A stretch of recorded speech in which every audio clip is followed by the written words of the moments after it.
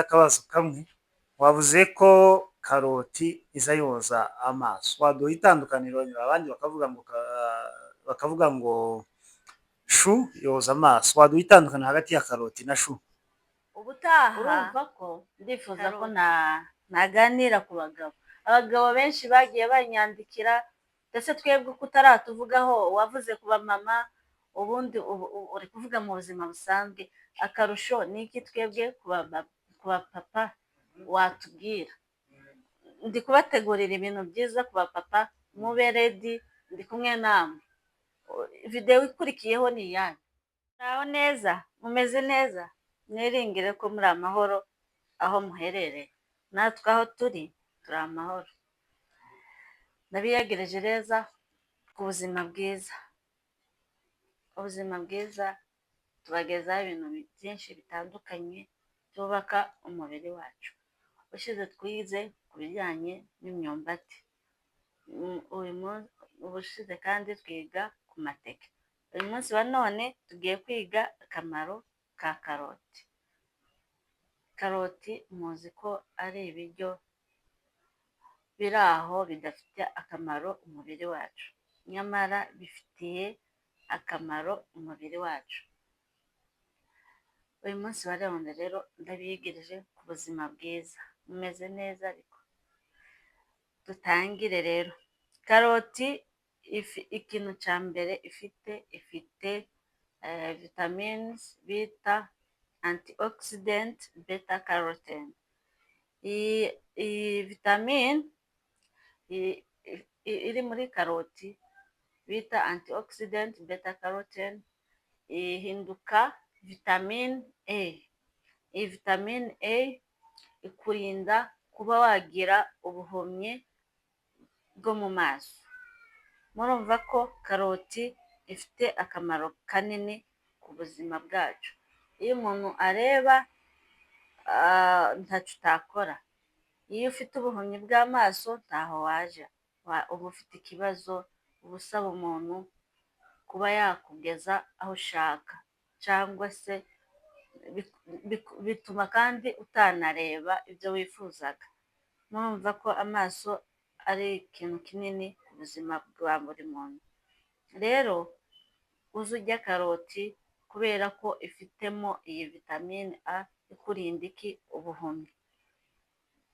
Ikindi kandi karoti ifasha cyane uruhu rwawe kuba rwamera neza. Abantu benshi usanga bafite iminkanyari, cyangwa se ugasanga bafite ibintu byinshi mu maso, cyangwa se ugasanga bafite imyate. Ariko iyo urya karoti ikurinda uruhu rwawe kuba rwakwangirika cyangwa se rwakuma. Rero ndagukangurira kurya karoti nk'ikiryo cyawe gifasha uruhu rwawe. Ikindi kandi karoti ikurinda kutazana ibiheri kandi mu maso. Igufasha uruhu rwawe kuba rwakoroha neza. Ikindi karoti izagufasha ni ukugira ubuzima bwiza bw'umutima. Abantu mwavuga se ese karoti yakurinda indwara y'umutima gute? Kubera iki? Kubera ko ifitemo vitamine A ikurinda kandi kuba wagira uburwayi bw'umutima, kubera irinda kandi iriya cholesterol mbi, mbese uriya mubyibuho ukabije utuma waziba turiya dutsi dutembeza amaraso ku mutima wawe. Rero ni byiza ko warya karoti ikakurinda uriya mubyibuho ukabije.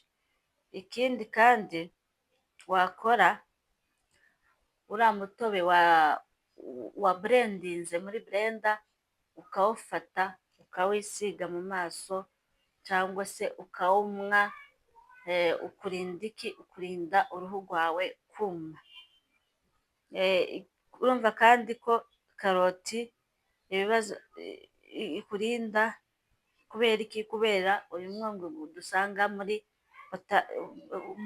karoti witwa potasiyumu. igufasha mu kugabanya umuvuduko ukabije w'amaraso, bityo rero ukaba wagira ubuzima bwiza bw'umutima. Ikindi kandi karoti izakurinda umuvuduko mubi w'amaraso. Karoti kandi izadufasha mu gusohora imyanda mu mubiri wacu. Rero mbese iyo usohora imyanda neza mu mubiri, tuyifashisha iki? Iriya fayiba dusanga kandi muri karoti, bikaba byakurinda kutagira constipation. Murumva ko karoti nayo dusangamo fayiba, dusangamo potasiyumu, bityo bikaba byakurinda kutagira ubuzima bubi. Ikindi kandi karoti dusangamo vitamine C. Iyi vitamine C iri muri karoti, iyo uyiriye ari mbisi nibyo byiza, niho usangamo iriya vitamine C. Iyi vitamine C izakurinda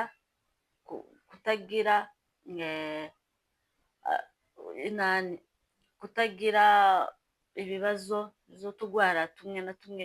Iyo rero ufite umubiri wawe, iyo uri strong, immune system yawe imeze neza, giripe iyo ije ntabwo ikugiraho imbaraga, iragabanya iki? Buriya bukana bwose. Uragwara giripe nk'abandi ariko ntugwara ngo urembe, iraza igahushuka kubera ko uba wariye karoti igufasha iki? Umubiri wawe kuba strong. Ni byiza rero kurya karoti nk'ibiryo byiza. Ikindi kandi karoti izadufasha ni ukutagira kubyimbagana k'umubiri wawe. Murumva ko karoti kandi kubera ziriya fayiba dusangamo, ikurinda iki? Umubyibuho ukabije, ugasanga wabyimbye umubiri, wabyimbye mu nda, wabyimbye amaguru, wabyimbye amatama. Ariko iyo urya karoti, kubera iriya fayiba, karoti ifite fayiba iri hejuru, rero kubera iki? Inafite kandi n'amazi menshi, niyo mpamvu utagira umubyibuho ukabije. Ikindi kandi karoti izakurinda ama inflammation. Murumva ko karoti ishobora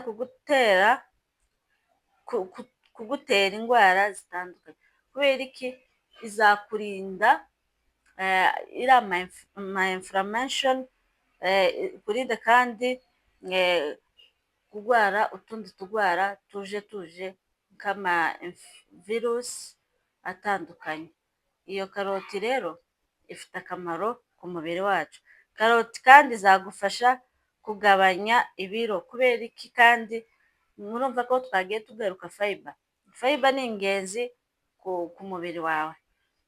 Rero iyo uriye ibiryo birimo fayiba cyane, bikurinda umubyibuho.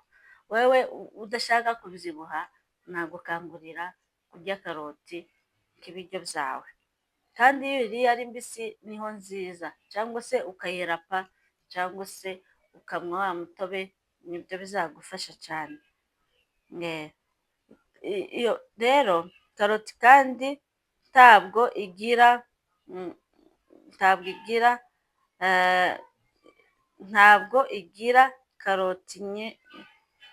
karoti rero ntabwo